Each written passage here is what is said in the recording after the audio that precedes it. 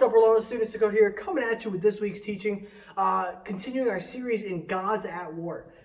So with that, we've been talking about this idea of different idols that we place into our lives, different maybe things that we chase after, different parts about us, other people, things like that that we crave, and that we turn into a God by serving or worshiping, right? We've talked about this analogy of a throne room in our hearts, and we talked about how there's this throne that we set a God on. And when we choose something other than God, it never satisfies. It never comes through. It makes promises. It sounds like a good idea, but it never truly comes through. And sometimes we'll even pick and choose a couple of gods. But as long as we have another God in that throne room, so to speak, God, the one true God, he's not sitting on the throne. And we're choosing other things over him. And he is the only one that can satisfy. And we've seen that with each other God. We've said, okay, so we see these promises, but God fulfills them in this way. Okay, they made this promises, but God fulfills them in this way. And they always fall short. So this last couple weeks we talked about the temple of pleasure, where we talked about food and sex and entertainment. And then we talked about the temple of power, where we talked about success and money and achievement. And so this week we're jumping into another temple. We're in the temple of love.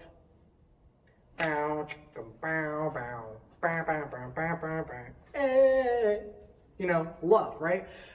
No, we're not talking about sex. Well, we're going to talk about sex, but it's not the God of sex this time, right? We already talked about that God. Instead, we're going to be talking about three other gods, which we'll dive into here in a minute.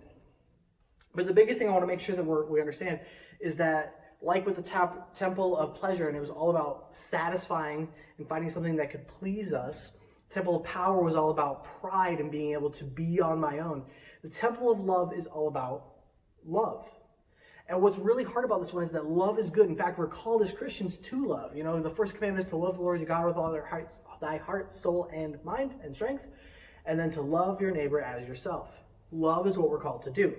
And so when we look at this temple, it can be a little difficult. So I want to warn you that, yes, love is good, but there still has to be an understanding that God is first, right? That we keep God in our hearts, the one true God, and not these different gods. So let's dive in. So the first God we're going to be talking about today is the God of romance. Romance is a beautiful thing. It's a good thing. It's meant to be good, right? Relationships, marriages, things like that, they are good, except for when we turn that into the God we chase after. Think about when you were a kid. You watched the old school Disney movies or whatever, and you saw the story of a princess who was lonely and just heartache. Maybe her parents sucked. Maybe she was stuck in a tower. Maybe she was asleep, whatever. Whatever it is, Prince Charming comes through, or whatever the prince's name is, comes through and rescues her from that situation. She's no longer lonely. She no longer is stuck with the evil parents. She's no longer asleep, whatever it is. And he rescues her. They get married. Prince and princess, meant for each other. And they lived happily ever after. And that's the end. That's what we get. So then we as kids, we look at that and we go, oh, I want my princess. Oh, I want my prince. I just want to be loved. Just me? Oh, okay, whatever. But the point is, right, we long for this relationship. And it's built in from a young age that that's what we need to be on a quest for. And so the romance, we then associate it with these feelings, you know, the butterflies in your stomach, the speechlessness, the breathtakingness of it all. The fact that they're, you know, even just the thought of them, and now you're off on a tangent for the next few hours and can't even work on homework or don't find the joy in television. Instead, you're focused on them. It's things like that, the infatuation with the relationship, with the romance, that it can become the God, right? And so the reason for this is that we chase the feelings, right? And so we crave affection, we crave love, we crave affirmation, we crave that feeling. Why? Because it's like a drug. Because it is a drug. There's a chemical reaction that's happening in our brain that causes us to become addicted to wanting more, wanting more, wanting more. And so the issue is that, you know, the God relationship, the God of romance, it promises a great payout. It promises that we will have love, that we'll have affirmation, that we'll have acceptance, that we'll have this romance, this feeling. But then it leaves us empty. The feeling fades, and there's nothing. It feels like there's just this hollow, and we have to chase for more and more and more, and just keep filling it and feeding it and feeding it, and eventually we'll make it. We'll hit the point where the feeling won't fade, and we'll be fine. Except when that's what we're chasing, that will never happen. We think we go deeper and deeper down this rabbit hole, and we think of things like, well, if I just had a boyfriend or a girlfriend, then I would be okay. Okay, we got the boyfriend or girlfriend. Now there's this hole again. Well, maybe if I just kissed them, took things just a little far, I would feel better. I wouldn't feel so empty. So we do that. And for a few days, it works. But then we feel it again, this loneliness. And we say, well, if I just take it farther, if I go to second base, if I go to third base, if I make a home run, if I play a different ball game, I'll be okay. Except each time we feel a moment of satisfied, for a moment we feel satisfied, and then the emptiness comes in, and we fall harder and harder and harder. And so for some of us, it's about an addiction, right? Like we talked about the God of sex. There's this idea that we crave something, and maybe porn is how we satisfy it, but then it's never truly satisfied. We want more. We want different kinds. We want things that are no longer, they weren't okay to begin with, but now we're diving deeper. For some of us, so it's this addiction. For some of us, it's almost like a remedy. It's a remedy to a trauma that we dealt with. Maybe for some of us, it's just loneliness. And loneliness is what's driving it. It's what's powering our need for romance. But for all of us, it's never the answer. Romance will never fill us in this way. It will always leave us empty and lonely if that is the God that you choose, if that is the God that you chase. And we see this in Genesis. So in Genesis 29, we see a few different characters interacting, but one of the main ones is Jacob. So it's like the love triangle of the century. In fact, I think this is what they base rom-coms off of today. So Jacob, right, he walks up, he sees this beautiful woman. He's like, whoa! I like it. She's got a sister. And the Bible literally says she has weak eyes. So apparently he was like, woo! Huh? Didn't take time to actually get to know them, just to clarify here. But determines that because of her beauty, he loves her. He's like, I have got to have her. So he goes up to her father and says, hey, look. I'll work for you. Do whatever you want, no pay, 7 years. She becomes my wife afterward. Pointing to the beautiful one. Her name is Rachel. Father goes, let's do it. 7 years pass, all right? Dude has worked his butt off. It is marriage day. He's like, all right, I'm so ready. They throw this big celebration. The father gets him a little drunk. He's had a little too much to drink. Then puts him into a dark tent and brings the wife to him. The one that's supposed to be Rachel. Next morning, he wakes up. All right, they have confirmed the marriage. The marriage is set to go. Everything is ready. They are done. They are married. Looks over and goes, ah! That's not Rachel! No, it's Leah, the weak-eyed one. So now we got this triangle going on. All right, so there's Rachel over here who's kind of indifferent. You've got Jacob over here who's like puppy dog eyes. I love you. I need you. I want you because you're beautiful. You've got Leah up here who's looking at Jacob and going, just love me, please. And that's what's going on, okay? So Jacob freaks out, goes to the father. The father's like, well, you already confirmed you're married, so I guess you can marry my other daughter. You can marry Rachel after you work for me for another 7 years. Jacob, head over heels in love, says, yep, I will do it. In the meantime, he does continue to be with Leah. Leah actually bears 3 kids, 4 total, but we'll talk about that in a minute. 3 kids, and with each kid, Leah's like, if only my husband loved me. Oh, this will be the one he notices me. Why won't he notice me? And she's crying out to God. And with the 4th one, we see in Genesis 29, verse 35, it says this. It says, and she conceived again and bore a son, and said, this time I will praise the Lord. And therefore she called his name Judah. So instead of asking for her husband's acceptance, to be seen by her and trying to fill the emptiness with the relationship, because she did love Jacob. It was obvious with the way that she was looking and searching after him. Instead, this last time, she says, nope, I turn to God. Thank you, God, for this child. Thank you for giving me this blessing. Thank you for satisfying me. Thank you for ending my loneliness, for showing me love. Right? And so we get this idea here that God offers an acceptance, a grace, a mercy, a love. And he loves us as we are. We don't have to do anything special to please him. All he asks is that we choose him. Now, I will say that once you choose him, you'll be transformed.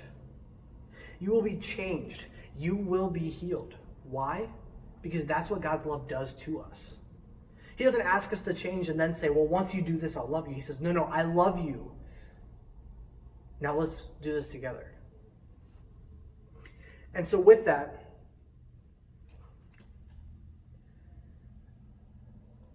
the way that we deconstruct the God of romance is we ask the question, why? Why do I seek love from another person? Why is it never enough? Why is my desire never satisfied? We ask these why questions. And if you're dealing with any of these issues, I'll tell you why. It's because you're serving a different God. And in this case, you're likely serving the God of romance. And so once we figure out that that's the problem, that's where we can turn to God and say, God, please take away my loneliness. Please take away my emptiness.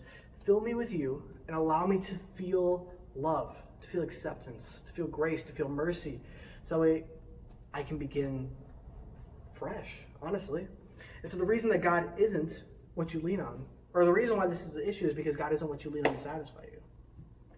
And so that's what happens when we deal with the God of romance. Now it gets even harder. We're going to be talking about the God of family. All right, who's got it? Raise hands. You got a mom? Do you got a dad? Do you got a brother? Do you got a sister? Do you have a son? Do you have a daughter? Do you have a grandma? Do you have a grandpa? An aunt? An uncle? A cousin? We all have family. Some of you raise your hands for everything I just said. Some of you raise them for a handful. Some of you are like, well, I technically have a brother, but I don't like him. Do I have to raise my hand? The point is you all have family. And so when we talk about family, family is meant to be this wonderful gift from God. And I will say that sin has broken that. And so sometimes the relationships are divided, and we may not want to use the term love with our family. Definitely days. But anyway, we love them, right? And they're these gifts. But where do they rank? When you're looking at the people that you love and who you love, where do they rank? Are they number one? Is there a certain family member that's number one? But isn't God supposed to be number one? Now, for a lot of us, we might say, oh, yeah. Obviously. Oh, you're my favorite person. But, well, God's number one, but you're basically my favorite person. No, because at that point, we're just ranking God along with the different family. God is meant to be the only person. Wait, so you're telling me not to love my mom and dad? No. I'm telling you that we're meant to love God, and God will fill us with the love we need to be able to love our family, to love our friends, our significant others, etc. And so let me ask it this way. When we try to figure out if this is the God that we serve, there's a question I'm going to ask, and you're all going to go, ready? 3, 2, 1. If God asked you to kill the person that comes to your mind as the number one family member, friend, whatever, the number one favorite, could you do it? I know what you're thinking. Did he say kill? Oh my. I don't even know what that. No. Yes? Is there a right answer here? Yeah, it's a trick question, okay? I'm not going to lie. This is a trick question. Because here's the thing. God would never allow us to kill somebody in his name. He would never let me rephrase that. He would never ask us to kill someone in his name. He would never go, hey, Dakota, I need you to kill your wife. That's how you're going to worship me today. You want me to do what? Like, that's not what he's going to do. But he has asked, I know, okay, what? He has asked us in a way to test somebody. So in Genesis, we're loving Genesis today, apparently. In Genesis 22, we see this, right? In Genesis, Abraham and his wife Sarah, all right, they really wanted a child. God finally provides them one. And it says that they loved him very much. It's actually one of the first ways that we see love used in this way. And so God goes, okay, Abraham, I want you to take your son over here and sacrifice him on an altar for me. Yeah, you're going to kill him in my name, and that's how you're going to worship me. You want me to do what? Huh? So I'm over here and I'm like, rah, you want, huh? But Abraham's like, okay. So he packs up everything, packs up his son, they take him to the area, they get up there, the son's like, yo, Dad, I just realized, where's the thing we're going to sacrifice? And Abraham's words are it's very important here. He goes, God will provide a lamb. So they get up to there and get everything set up, and then this is what we see. So in Genesis 22, verse 9, this is what happens. When they came to the place that God had told him, Abraham built an altar, and there he laid wood in order, and bound Isaac. Okay, this is the son. So he binds the kid and laid him on the altar on top of the wood. So I don't know about you, if I'm the person being sacrificed, I'm going to be freaking out. Ah! Dad, let me go. Ah! Okay, but we don't see any of that. And if I were Abraham, if I was the one that had to kill my son, I'd be like,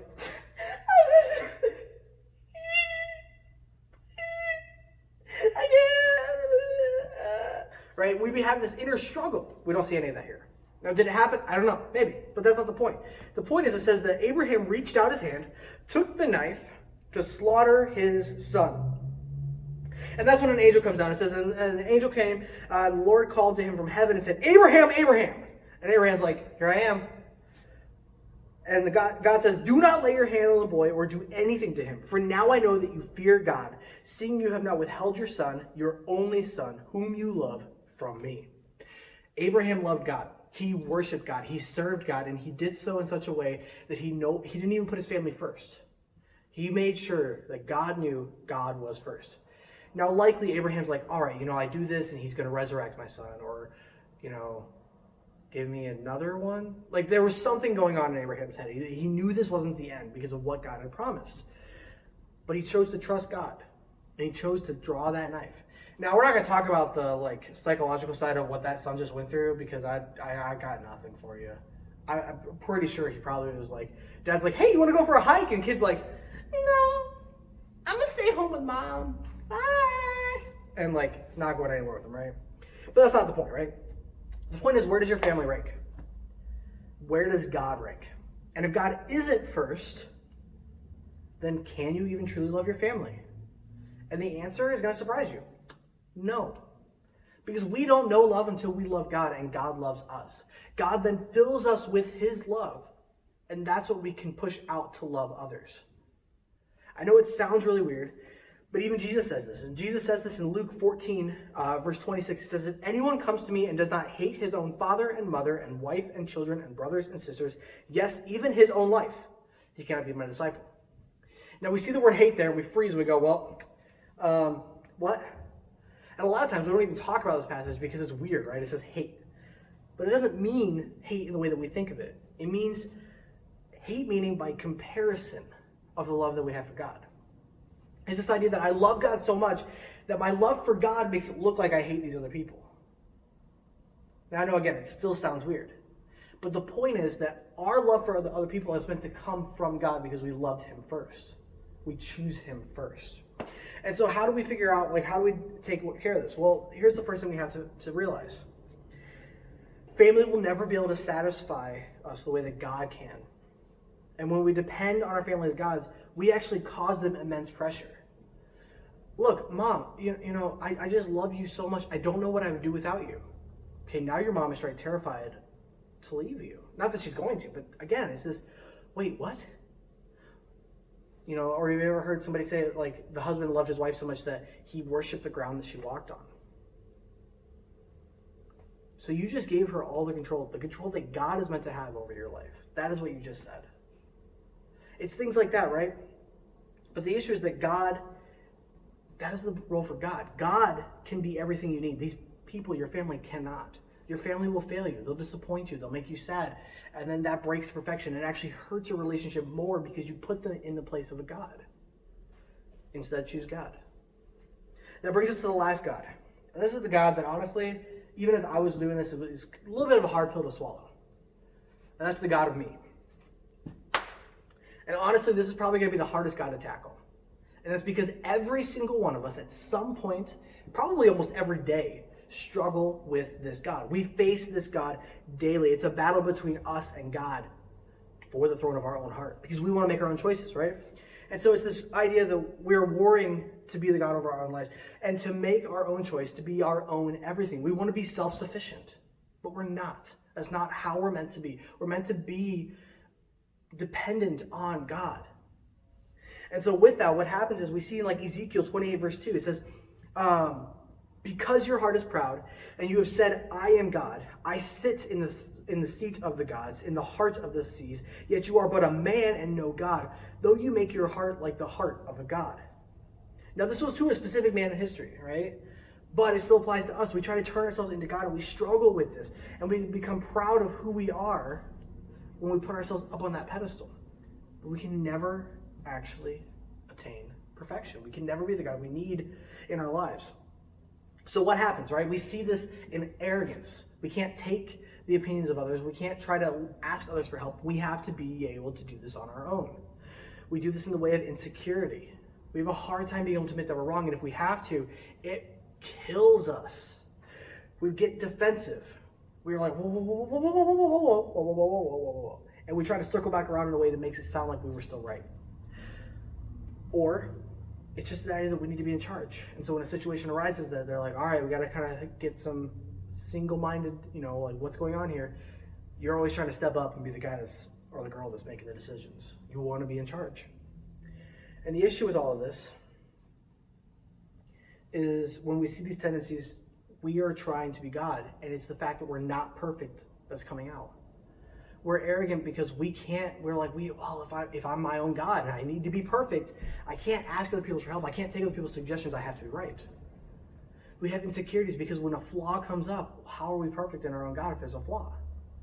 Right? And so what ends up happening is that we just break down. So what do? How do we deconstruct the God of ourselves? How do I deconstruct me? Jesus. We choose Jesus. And the biggest analogy, the biggest way we can talk about this, honestly, Jesus does it really well in John chapter 4. We get this idea of living water. So it says, we try to drink the water of life. And as we do, for a second, imagine you have this bowl that you're trying to pour the water into. And as you pour the water, of life, of love, of whatever you want to call it, into this bowl, it's leaking. So we're like, well, I'll just patch up the hole. Try to patch up the hole, do it again, hole got bigger. Dang it, all right, patch the hole, pour again. And this time it just bursts, goes everywhere. And we break down. But with God, it's different. In John 4, chapter 13, it says, Jesus said to her, so this is, Jesus is at a well with a woman. And he asked the woman to draw her some water. And there was this dialogue between them because she was Samaritan, he was Jewish. And there's a whole bunch of stuff we can dive into about that. But what I really want to focus on are these words. It says, Jesus said to her, everyone who drinks of this water will be thirsty again. So the well water, the real water, the physical water, right? But whoever drinks of the water that I will give him will never be thirsty again. The water that I give him will become in him a spring of water welling up to eternal life. He offers himself as the ultimate satisfying water. You will never be thirsty again. That is what he says, right? And so it's this idea that the bowl that we're trying to control, the piece that we're trying to control, we hand over. We say, God, you fill us with the water. And he gives us something that can actually hold the water. And then he pours the water. And later on, we'll see different passages where it talks about how the water is overflowing. Because there's so much of it, because it can actually stay. It's stable. And so with that, when we choose God, that's what our life looks like. The water overflows. The love overflows. We have so much love coming in that we can push it out. We can love our family. We can have a romantic relationship. We can be successful. We can achieve things. We can have money without it becoming a god. We can enjoy entertainment. But all of it comes back to if we serve any of those things instead of God, we are choosing a flimsy plastic bowl with a hole in it that will leak water. And as we try to fix it and fix it and fix it, it just gets bigger. But when we choose God, we have a sturdy bowl to hold the water in a way that we can enjoy those other things. God meant for those things to be gifts. When we turn ourselves into a God, or when we turn those things into a God, it all falls apart because he's what holds it together. And so with that, guys, that ends our series on Gods at War. I hope this has been informative. I hope this has been awesome for you as you've tried to figure out what gods are trying to battle for my heart. And maybe you found out that there is a different God that is ruling over you instead of the one true God. And if that's the case, I really hope that this has been helpful, that you found tools to deconstruct and to break down that God and serve God, the one true God. And if not, guys, hit me up. I'd love to talk about this more in depth, person to person, face to face. We'll grab coffee or something. We'll just chat it up and we'll figure out, how can I help you? What does the Bible have to say about it? What things can we get in place to help keep you serving God instead of these other fake gods? And so with that, guys, just a reminder, we're back to face-to-face gatherings. It is awesome. It is so great. And I hope to see you guys at these different meetings. But for now, Dakota out.